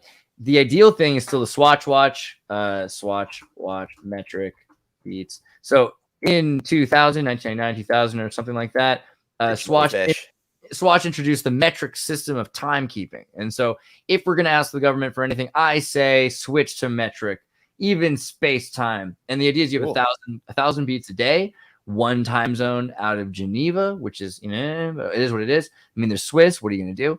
But the idea of having a 93.7 beats, what is it, to a minute or something? Because you don't use minutes anymore. So you just have 100 beats, 1,000 beats. It's a lot easier to do the metric. For better or worse, this will disconnect you from God and nature and reality because what time is it actually is like farmers don't need to watch our clock. Like they wake up when the roosters are crowing because that's when they have to do certain they have to sell their stuff to the train. It has to be done in accordance to actual time. So the only people who know the actual time are people whose livelihood depends on being in concert with reality, you'll be in concert with the stock market in Geneva or whatever and everything. But I'm not saying it's bad. I'm just saying but this proves your point. And this is what's ironic about the whole thing is that when this happens, right? When it gets to the point that we have one Earth time, then someone goes to your town or your country and they're going to say, okay, what time is lunch here? Right? Because then lunch will be at 300 beats or 600 beats or 900 beats. So nothing will change because we'll still eat lunch at different times then. Lunch isn't at noon anymore, right? What about school? Yeah, what time is school here, right? That's the thing. It would be decided more on 800, 600. But shouldn't it change throughout the year? Like if we're going to have public schools, shouldn't it be like you give the kids 90 minutes from sunrise? Like let's assume you wake up at sunrise, so different times throughout the year. School should be like, now today's school starts at 8:37, next week it's going to be at 8:43. You know what I mean? Like otherwise it's like you're disconnecting yourself from nature, and then in the winter you've got to get up an hour before the sun even rises and you're doing developmental damage to your body as a young person. Yeah, that's a big concern, I think, with daylight savings. So it would be cool for one thing to move school time in general, because I think that's another reason Ritalin such a popularity is because school times are impossible. So if they made it a convenience for kids, but yeah, what are we going to do? Give an app to every kid that says, this is dawn and this is dusk, and use that. We could reorganize our lives to live more in accordance with nature. I mean, I don't know if we should. Can you imagine though? Because like they're not going to think go outside and look at dawn or dusk. They're going to say get the app. We're going to have to buy an app for millions of people because they can't look at the sun. Yeah, I think Seth, you're nailing it, dude. You're nailing it because it's all about separating us from God, by being the middleman between us and baseline reality, putting an augmented interface or overlay over what we actually see. I think the United States just failed at their experiment, or this also could be true. They succeeded. And what I mean by that is they either had a goal with this daylight savings thing that they, maybe thought would shift the consciousness, and now they're abandoning it. Or maybe what they needed to do was only get in here for like 80, 90 years, however long they kept that going for, just enough to maybe put America at the top. Because when they put this daylight saving in order, America was not the world's superpower, right? It was on its way to be the world's superpower. Now we would say maybe that status is in jeopardy, but it's pretty obvious the last 90 years or so that we've had daylight savings time. The United States has sort of had a spell over the rest of the world. So interesting. Yeah. Why did we adopt it to begin with? Because wasn't that Mussolini's things to get like train deliveries there ahead of time during World War II? So it's like, it's strange that we would defeat the access and then adopt the daylight savings time. But I shouldn't have said separating us from God. I think what I actually meant is separating us from our bodies, which is what they intend to do eventually anyhow. For our benefit is their intention. They're like, these bodies are holding us down. Your circadian rhythm is a bummer. You shouldn't need to sleep at all. You could advance so much quicker. Then eventually we'll advance out of our bodies and we'll be able to enjoy ourselves so much more. It's kind of their perspective. I don't know if it's right or not, but clearly they're trying to separate us from our bodies and from nature. And yeah, I think God maybe isn't the most accurate term, but Gaia consciousness and our connection to it, right? The heartbeat of the earth, the rhythm of the earth. They're trying to augment it and create an artificial river, right? That's what highways and streets are. They're trying to create an artificial forest. That's what your market is. Is it better or worse than astral projection? Because it's kind of the same thing. They're just trying to leave the body. Right. Right. I mean, definitely, I think that's a big thing is technology is trying to give us all the things that were promised by magic. Who's Barley Stone? Oh, go ahead. Barley Stone. Interesting. Well, should we wait? I don't want to be speaking while we do. No, we'll see. We'll see how it goes. I'm skeptical that like all of our futurism, all our futures like novels and storytelling is all dystopian. Like, is it just impossible to imagine or just uninteresting to write about it? But is there even any endpoint to everything they're attempting to do to separate us from the body and make us these purely intellectual beings or free us from nature? Like, is there any like possible like happy ending to that or good outcome to that? Or is like, it's hard to tell who's the good guy or the bad guy. Is the good guy that wants to free you? Is it a good guy that wants to free you from your body? You know what I mean? Is this a good time to talk about graphene tattoos? Because I think tattoos are going to be the thing. Before people do cochlear implants and Neuralink and stuff, kids who love tattoos, right? You'll get these graphene tattoos, eventually LCD screens that are just on your arm, right? That'll be the way that it goes. And that'll be a lot more natural seeming for people because there's already culture in place to mimic. Oh yeah, we have tattoos. Well, my tattoo does more than yours. Yeah. Well, I'm glad we were talking about the Buddhist ghosts and yogi thing before, because I was having a really interesting conversation with a guy named Peter Jenks who talks about the magical tattoo culture in Thailand and how a tattoo that you get in Thailand is actually considered more like a sigil. Right. And you become your tattoo. Your tattoo doesn't become a part of you, but you get a tattoo that then you become, almost like an archetype. And yeah, they sort of believe that a tattoo, an amulet, and even a building or a temple can house the disembodied spirit of their ancestor, their relative who recently passed, or even like a tree spirit or a monster spirit, you name it. But tattoos in Thailand, I mean, they're literally like considered like, no. You don't just get one to look cool, like a very sacred thing. Like you're becoming a tiger when you get that tiger on your back, Wow. Cool. I believe that kind of in a sense. I think, doodles. I remember kids. This is interesting. I remember kids were doing doodles in school, and I'd go to a different school, and then they'd come back. A kid New Year was making the same doodle. I'd wonder, they don't know each other. they're making the same demon in their doodle book. Is it that the school is possessed by particular demons, you know, or specific entities that are being invoked and reminded to people? I think it's the same thing like why people write, you know, futurist novels and stuff like that. Like it's just obvious if you're tuned into it what direction we're going in, and I think that applies to like doodles too. Like, you know, a lot of times with doodles, it's just whatever's easy to draw, like a spiral. Some people are like, oh, when you're doing the spiral, that's demonic, but it's just like the easiest thing to do. And then other things to do is like cross hatching, you know, like lines intersecting and stuff like that. And then so I think like all of it is just kind of like people tend to teach themselves to do do art in the same way. Well, it's like a swastika. Like when I was drawing the windows of a house and I made a swastika first and then connected them into a 4-part square, like was I doodling like a Nazi? No, I was just doodling like a kid, you know. It's like, or was I doodling like a Hindu? No, I was just doodling like a kid. What is this craziness here? Yeah, good question. It says this is the Occult Keys art Willow, I don't know. It doesn't say. Where's this? It's from a Tumblr page, which is probably dangerous. But yeah, be careful. Yeah, I don't know what this is. I'm such an audio learner. Like visual information is so tough for me. That just looks like overwhelming. There was a thing I wanted to talk about, kind of.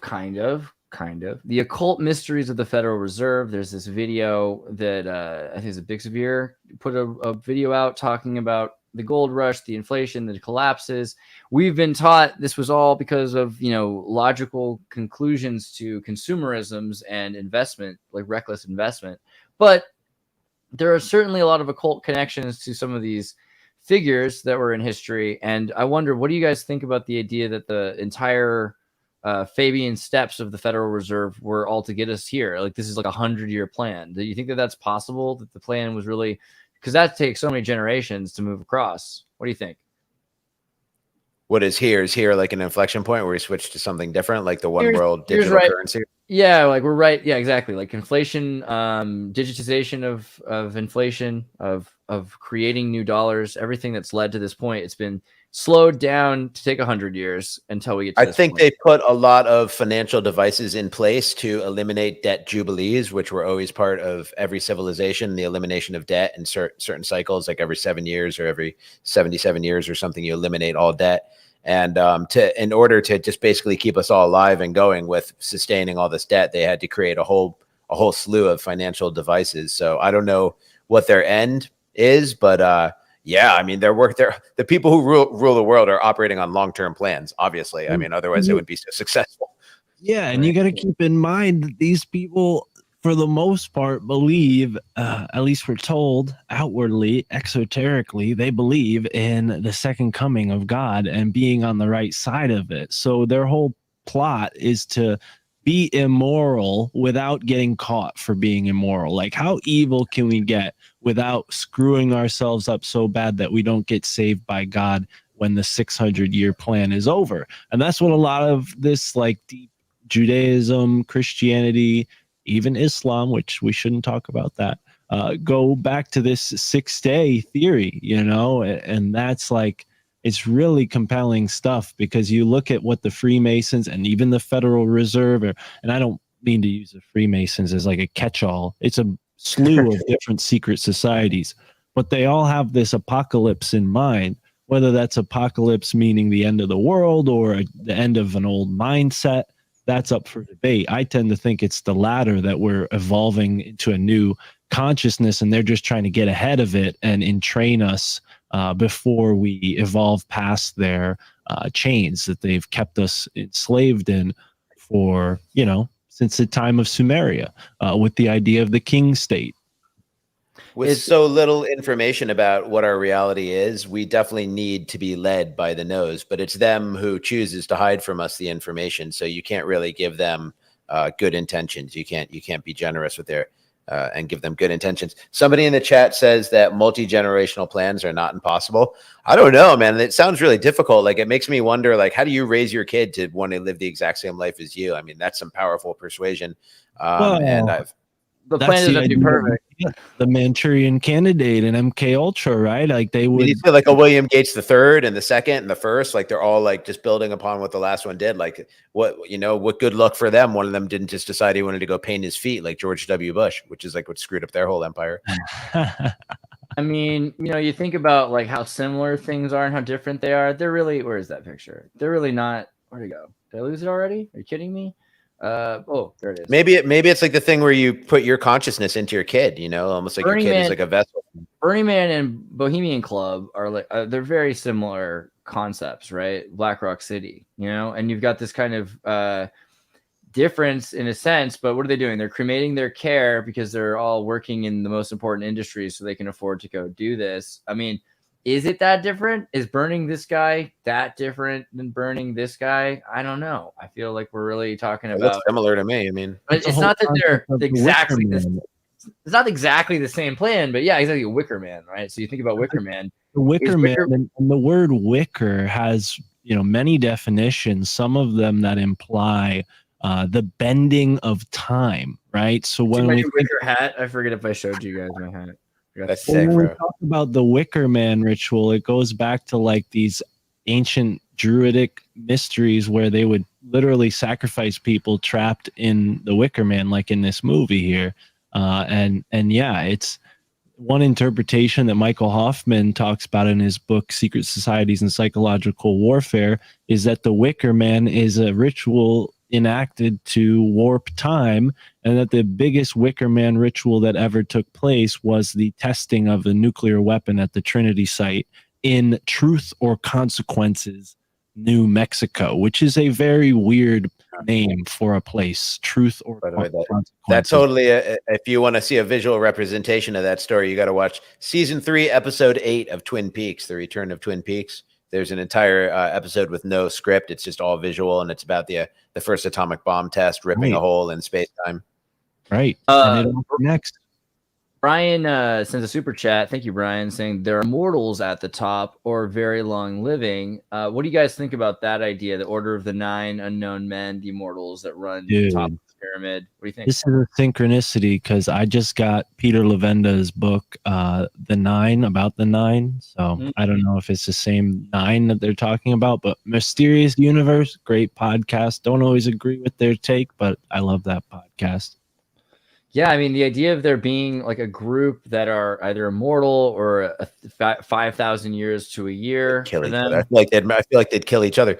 Like in Jupiter Ascending, when they live for thousands and thousands of years, but somebody murders the queen. It's like, so you can still die. It seems like it would be much safer to somehow force your kid to be exactly like you, whether you're actually transferring your consciousness into your kid or just cloning yourself or have some better fallback than just living forever in this mortal form that's so fragile. Yeah, I mean, that's a good point. Not just that it's fragile, but that people remember things, and so drama builds over time. So burning means that they can start over, and they can have a new yeah, I don't know. Well, geez, that's pretty crazy. Bohemian Grove, Burning Man. What else would you connect to this? Is there like Coachella? What's another thing that you think is that people are part of that is just a continuation of these ancient rituals? Like burning down the economy, maybe. I don't know. Right? Yeah, right. Burning libraries, great libraries seems to be a pretty common. Just spitballing. Yeah. I don't know. We are hitting at that point of iconoclasm where they're just destroying everything. Oh. But yeah, the word wick means to bend. That's what I was saying before. Really? But code means to weave, which is interesting. And the coders were tapestry. Remember Loom? Yeah. Remember Loom? The game Loom? No? I'm dating myself again. You would love it. What? Oh, that does look pretty legit. Yeah. Oh yeah, that looks cool. Okay. What's this game? That's right up your alley, man. Super occultic 80s video game. Oh my god. Okay, so there's a good metaphor here though, because the idea of like to program and to encode and a codex, and like so codexes have to do with writings, but a lot of time a code is just the program that you put into your the weaver would put in, and then they would copy to do their whole to make a tapestry or to make a blanket or a rug or something like that. So computers that use punch out slots and holes, they're just continuing on with the tradition of how weaving was done, code weaving, right? So code weaving. Let me see if I can find that tapestry. It's hard because now the word is so inextricably linked with computers, right? See, but it is, it's a thing, man. It looks like a what do you call it? Only put a QR code. Put a QR code right into the ancient tapestry. So there's your sign. Yeah, you had a great episode with the guy that was saying that Sanskrit, was it Sanskrit or like some kind of Arabic writing is actually QR codes. Oh, right. That's true. If you go to Ewan Jr.'s video, if I just type in Kufic, so this is the thing in that video, Kufic. And it's worth bringing this up actually, because we talk about Kufic as being the cubic, but there's a bunch of Kufic. Kufic is actually just what Arabic comes from in general today.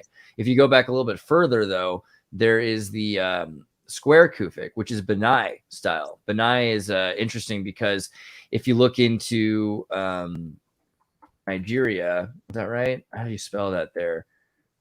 I think it's spelled B hyphen and then no, I'm sorry, apostrophe.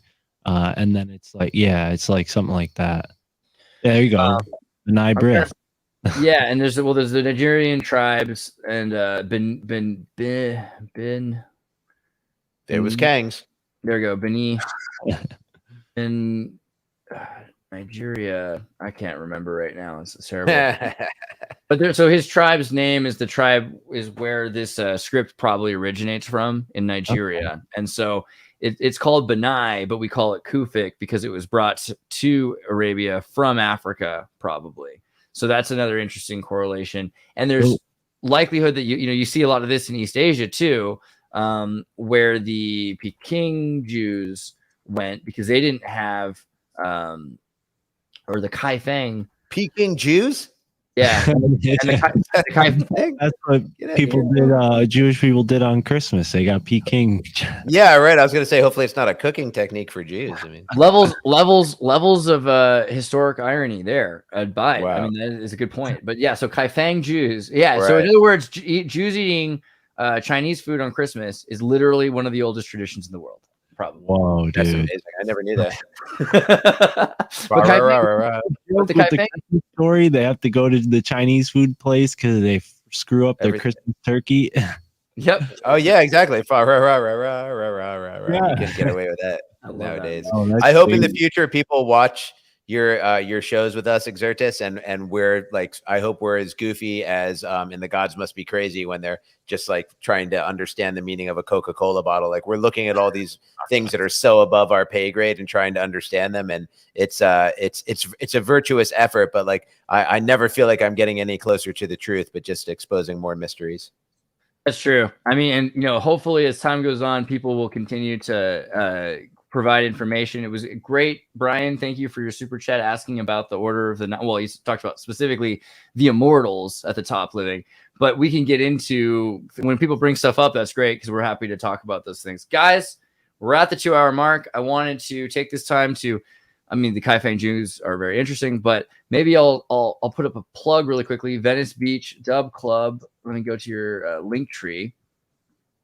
Really here, BBDC. I should have the music video auto playing right there. I forgot to do that. I do have a new music video out. I gotta set up my link tree. I didn't realize you could make it. Yeah. That cool. Everyone go to my YouTube, VBDC on YouTube, or go to my link tree. I'm very active on Instagram, and I do a daily show there at 6 o'clock California time. Weekdays, except for Wednesday when I do this. I'll open up all the pages here. So you can go to Instagram, Venice Beach Dub Club, and watch. Yeah, definitely watch Talkie Time. I've heard some people in the comments say Talkie Time is awesome.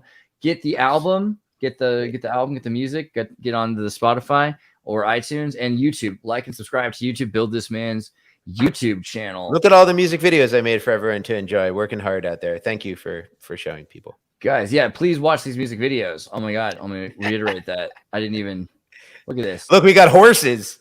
Come on. Cool. Come on. You don't like horses? This is sweet. What's wrong with you?